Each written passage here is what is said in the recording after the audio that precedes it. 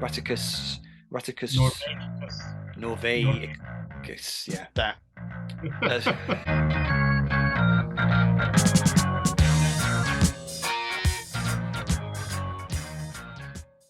Hi everyone, it's James here. Welcome to another video and another installment of my series Revisiting, where I look back on one particular album. And today I'm delighted to be joined once again by the redoubtable Richard McCook. Hi Richard. How you doing, James? Great to be on your channel again. Yeah, welcome once more. So Richard and I today are going to look at an album that I know we're both big fans of, and a band that we're both fans of. So it is the Stranglers and their debut album, confusingly subtitled number 4, I think, isn't it? Somewhere, Yeah. yeah, 4 down there, which is extremely confusing. So the album title is on the back, and Richard's just been schooling me in how to say it. It's Rattus Norvegicus. Correct. Good. Richard, do you want to just briefly explain where that comes from, where that reference comes from? Excuse my Well, alarm going off in the that's background. the true name of the brown rat. And by the way, the black rat is Rattus, in case you weren't aware. Okay. And I got confirmation from that from our pest controller at work. He was able to tell me. Okay, well, I think we will talk a little bit about the title in a moment, but let's just quickly get into a bit of Stranglers history. Richard, when did you first become aware of the Stranglers? I'm going to guess that you bought their records roughly as and when they were coming out rather than later on. Ah, okay. The first single I knew of the Stranglers was 5 Minutes from '78, which my brother bought at the time.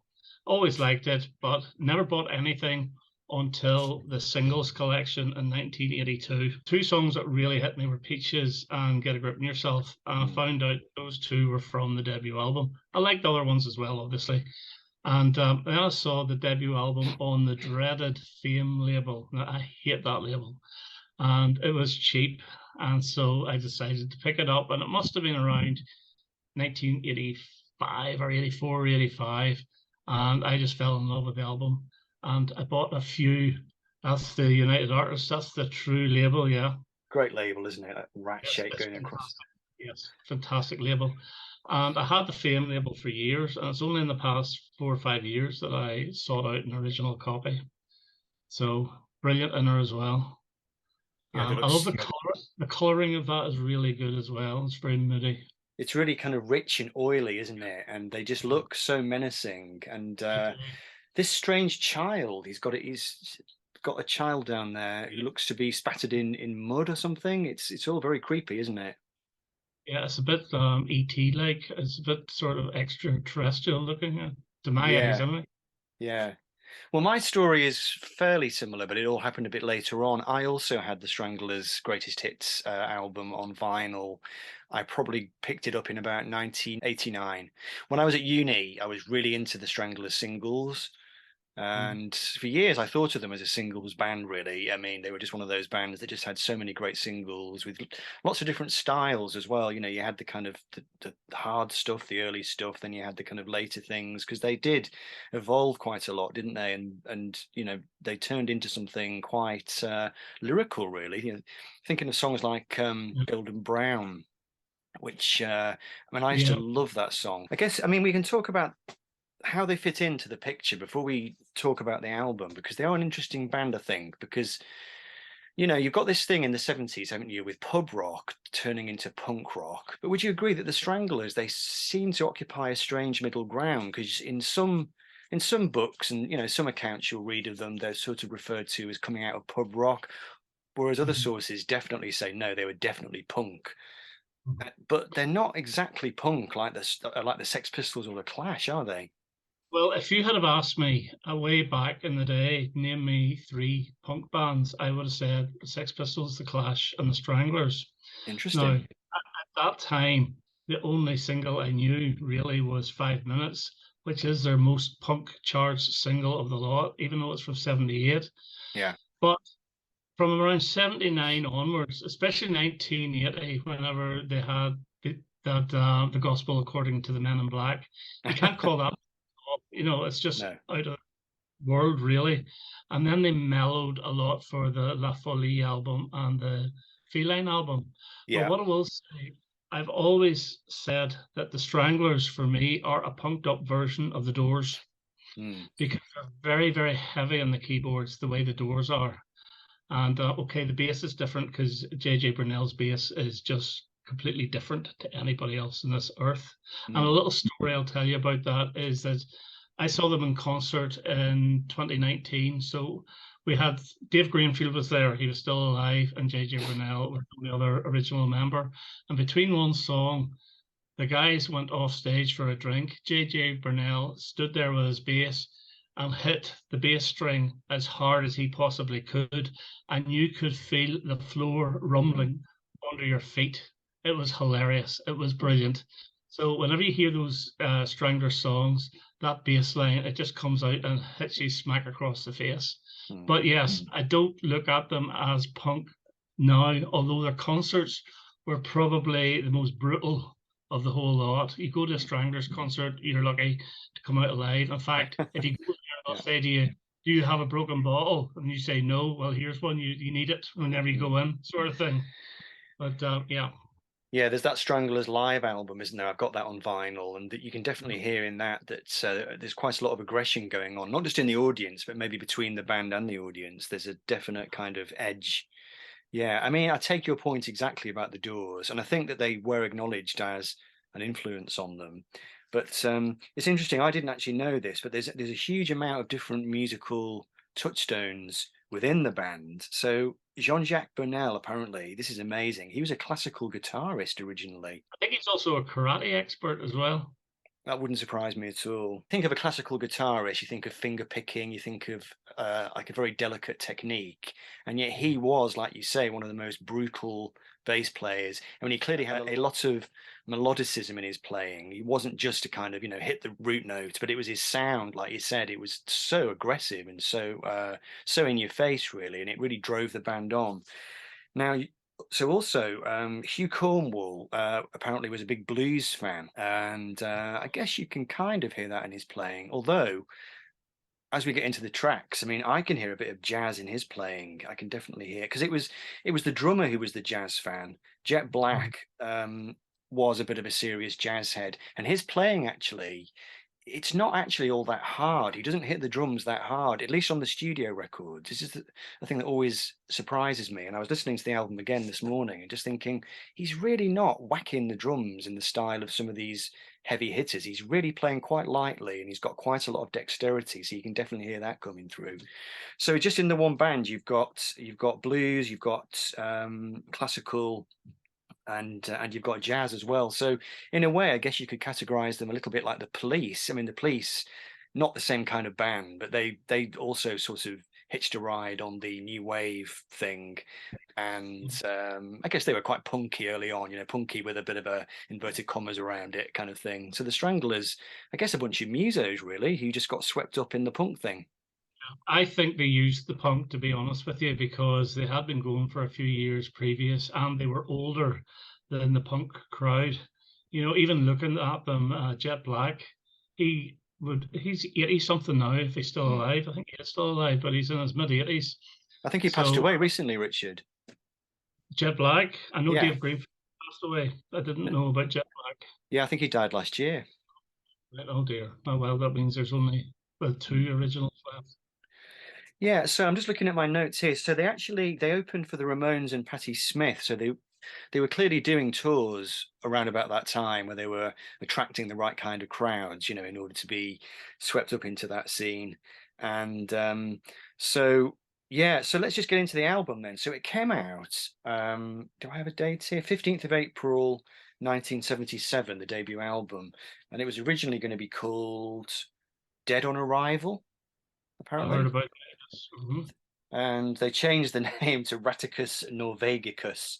And yeah, that's the taxonomic name for the common brown rat.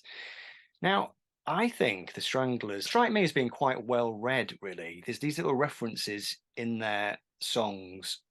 The album title is a kind of maybe a nod to this. There's a kind of a seam of knowledge that they seem to have running through their work. Would you agree? It's not just Mhm. kind of sloganeering or kind of punk chants. There's a definite sense of Yeah, these guys might have read a few books here and there or watched a few art films or I agree, but as I say, when it comes to the concerts, that all goes out the window right. because they were probably the worst concert to go, or the most dangerous concert to go to. I saw an interview with JJ on Good Morning Britain or whatever it was a few years ago, and the presenter, a female girl, she's obviously in her 50s now, said that she went to the Stranglers concerts because they were her favorite band. And JJ asked her what age was she, and she said, "I was 15." And said, "You should never have been there. You're too Yeah, young for those concerts," yeah. which was interesting.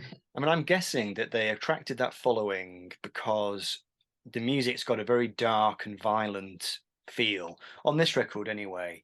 It And is. not so much Hugh Cornwall, but Jean-Jacques Burnel. I think he sings about, does he sing three songs? He's Three got of them, this yeah. very aggressive, scary voice, hasn't he? Yeah, it's almost like a monster voice, especially on Princess of the Streets, which is a Yeah. blues song in itself. So there's your blues influence as well. Yeah, yeah. But what's totally fascinating about the music on this album is it's like this thing where if you listen to it with one ear, you just hear this kind of yobbish sounding, thuggish, punky kind of dark, hard, quite driving, and you think, yeah, quite simple. But the Stranglers, I think, are a band, and I know I always end up comparing every band that I like with Queen, but I think there is a Queen dimension to them in the sense that the more you listen to them, the more stuff you hear going on just in Yeah. terms of the parts. So, Dave Greenfield's keyboard playing. I mean, you could basically isolate that in the mix and sit and listen to it, and it would be music in its own right. There's quite a few tracks where it's not just one keyboard, there's two keyboards panned left and right, two different keyboards, each of them playing a really complicated solo, both happening at the same time as each other. And you think, my God, serious musical skill. And his keyboard playing, I mean, it sounds to me like it's been programmed. I've no idea. I'm assuming it wasn't programmed, but it's so fast and kind of just like a computer program, playing these cascading notes. What do you make of that? His style? I just think he's a genius in the keyboards. And I remember in the NME and the Melody Maker around the 79, 80 time, he kept winning the best Yeah. keyboardist. You know, the way you have your best singer, your best drummer, your best. And he kept winning, I think it was for about 3 years in a row. And my brother used to say, "Oh my God, he's won it again." But Yeah. there was nobody. I think Garth wanted Tony Banks of Genesis to win. He kept beating him. Well, he was But great no, as well. now, whenever I saw him live, he was very good, but you knew that he was past his best because he had a few bum notes as well. Oh, But right. still, part of the life He seems to performance. have two keyboards. He's got one keyboard which is more a kind of conventional thing. It sounds almost like a kind of Wurlitzer or something that you might almost hear in, at the Blackpool Ballroom or something. But then he's got this other keyboard, and I've never heard that particular keyboard. I don't think on any other record. So whether he built his own keyboard or he found something and stuck a screwdriver into it to get a particular sound. But you know what I mean? It's like a very particular, as soon Yeah, as you hear one note of it, you know it's Dave Greenfield. But the final few songs, which are this medley at the end of the album, it's down in the sewer, isn't it? And falling. I mean, down in the sewer, essentially, it sounds like a song which is being sung from the depths of hell. There's a guy, and he's literally in the sewer, isn't he? He's kind of just reporting back, saying, "Yeah, I'm in the sewer." He's watching these rats. He's talking about the rats in the sewer, and he's sort of ranting to himself. He's saying he's going to breed with the water rats. And then he says, "I'll see you in the sewer, darling." And the track ends with this awful sound of like water gushing out of a drain, and you hear these rats scurrying around and squeaking. But then all the way through that track, you've got this kind of really nice sounding fairground keyboard just playing all these lovely tunes, like from the bowels of hell. What a brilliant combination. I mean, it's it just is. genius. And another thing about that song that I really do like, you keep coming back to a little guitar refrain Yeah, from Hugh Cornwall, and I automatically think of Pink Floyd's Dogs because it's not the same song. yeah. But it keeps coming back to that certain little refrain, the way Down in the Sewer does. And I think Yeah. it's a pretty genius, that song. What do you want to do, Richard? Shall we just pick a few of our favourites rather than kind of going through because it might get too long if we go through. I mean, Goodbye to Lose. I listened to this album this morning and I've had it stuck in my head ever since. That is my all-time favorite Stranglers song, and I Oh, like the right. idea where the keyboards and the bass and the guitar have equal setting. Mm. So one is not over the other because you get really good rhythm guitar from Hugh Cornwell in that song. The bass is fantastic as well, and especially the intro. And then Mm. you get the swirling keyboards. It's a brilliant song, and they played it live whenever I saw it, and I was delighted that they played it. Mm. So that is actually my favorite track off the album, Goodbye Toulouse. There's a brilliant little guitar riff that comes in at the start of each chorus. Again, it's a Yeah, bit like in the other song that you mentioned. I think Hugh Cornwell was a genius, really, at coming out with these little catchy refrains that just stick in your mind. But he was also great at weaving these guitars. I mean, in the opening track, sometimes he plays a solo that to me sounds like he's been listening to jazz music, and you've got the keyboards weaving in around that. But I mean, look at this lyric at the start of the album. Someday I'm going to slap your face. So, I mean, it's very, yeah. shouldn't I mean, laugh, you wouldn't but get away with it nowadays, would you? I mean, it's just, and they were accused of misogyny, weren't they? They were accused of being sexist. And I mean, Peaches, again, the song basically appears to be about a guy who's just sort of wandering around. It's not clear whether he's thinking the thoughts to himself or whether he's actually you know, interacting with these women, just basically lusting at them and just talking about them as if they're fruit, essentially. and don't forget again, I come back to the concerts. There are concerts with the topless ladies dancing away Ah, on right. stage, which were put on there by the band. It wasn't people from the audience. They were sanctioned to go on. That's why, Yeah, well, I believe that's the case. Correct me if I'm wrong, but that's why Hugh Cornwell said to the presenter, "You shouldn't you have been shouldn't have there." done. Okay, so Goodbye Toulouse is your favorite. So that's the second track. Because apparently this song was about Nostradamus's prediction that Toulouse was going to be burnt to the ground or something like that. So you're talking about what Mm. is it, a 16th century astrologer and his prediction that this place was going to get burnt down. I mean, how on earth they get from that to having a song about it? Who knows? I thought it was about London. I actually thought it was about London disintegrating, really, Okay. and pairing it with the Nostradamus. I could be wrong, but I always thought it was about London going downhill, basically. Well, there's certainly London-based songs on this record. I mean, you've got the next track, the third track, London Lady. They were from Guilford, weren't they? I think so, yeah. Yeah, so they weren't a London band, but there's a definite kind of urban side to them. You definitely get the sense that they're writing about, which is the track where they are actually writing about the London scene. There's one song where it's basically, he's writing about squats and just various places where they were hanging out, dodgy clubs on the London scene. There's a sort of sense of reportage in their music. It sounds, when you listen to the music, it sounds like a bit like the Clash, I suppose, but in a different way, that they are sort of trying to depict their Mm. lives. I've no idea whether that's true or not, whether they actually were, living that kind of life. But definitely very urban music. It's all based in a city, isn't it? It's a dark city. You've got the sewers, you've got squats, you've got these dodgy clubs. I think Hanging Around might be the song you're referring to. That is an actual classic of the Stranglers. Yeah, And so much so that Hazel O'Connor covered it and had a yeah, single with it in yeah. 1981 from her Cover Plus album. Yeah, it's again a fantastic keyboard start, very simple keyboard start, but it's a very catchy song. Mm. And for some reason, it wasn't released as a single by the Stranglers, and I think it should have been. That's track 5, isn't it? So we've got London Lady, which is the first track that Burnell sings, I think. Yes. And this one, it's got a real sort of pogoing rhythm to it. I can really imagine the punks jumping up and down to this one. Yes. It's but then there's a huge amount of virtuosity on display again. All these fiddly keyboards. You got these like stops and starts in it where they'll stop and then there'll be this really fancy little bass riff and then stop Yeah. again and just a really fancy bit of guitar. Pure sort of muso territory in a way. I like that. It just highlights, they highlight the drums, they highlight the keyboard, and they highlight the bass. Yeah. And it is the most punk sound. And it was the B side of this single here, Grip. So that was their debut single, Okay. and it's as good as, not quite as good as, to be honest, because Grip is my third favorite track off the album, but it's a punk classic, London Lady, and it shouldn't Yeah. have been. It shouldn't been put as a B-side. Yeah, there's some good lyrics in this one. Tell me what you've got to look so pleased about. Yeah. What a great line for a song. Yeah. So confrontational and kind of angry. And then there's that lyric, when you see mirrors, you get the shit. No, when you see mirrors, you get the shivers. And then there's this reference to making love to the Mersey Tunnel with a sausage as well. It's crazy. I thought I misheard it. I was just listening to it. I stopped and went, did I hear that correctly? And I went on It's, Google to have a look at the lyric. I was like, no, that was actually true.